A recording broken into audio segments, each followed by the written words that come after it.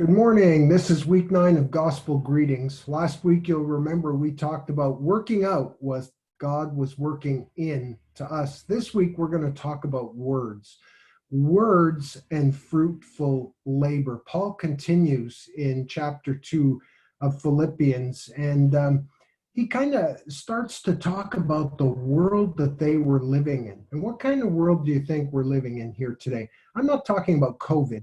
I'm talking about this generation, these people. In many ways, I think it's a lot like Philippi or Ephesus in biblical times, where Paul called them a crooked and perverse generation in verse 15. Then Paul said they are to shine as stars in this dark world, shine as stars in the universe. But how do we do that? Well, in verse 14, he talks about this. He starts right in. He says, do everything without complaining and arguing, that you may become blameless and pure, children of God.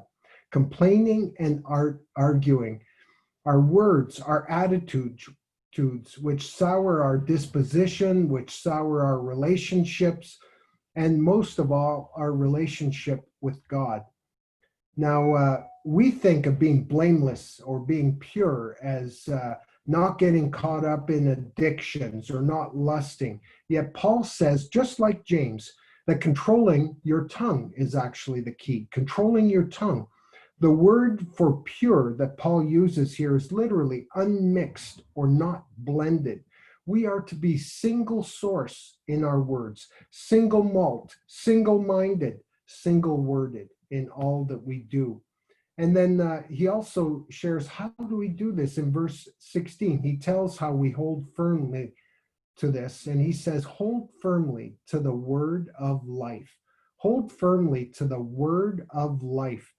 And the word hold firmly here is to kind of present, is to put forth, to hold out your hand to someone. So Paul is saying that we can stop the gong show of words by holding forth the word of life. And this is the gospel, the good news that Jesus Christ died on the cross for our sins. This is what will help this crooked and perverse generation who has rejected God and are lost. They're dead in their trespasses and sins. And guess what? They have this disease of sin, and we've got the antidote. The antidote is the gospel. So every time you proclaim the word of life,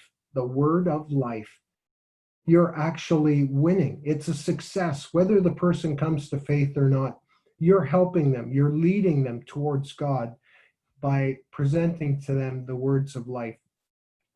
Now, Paul winds up this short series of verses by saying that when they do this, that he may boast in the day of Christ, that he did not run or labor in vain. You see, sometimes we forget that Christ is coming again, and many think it could be soon.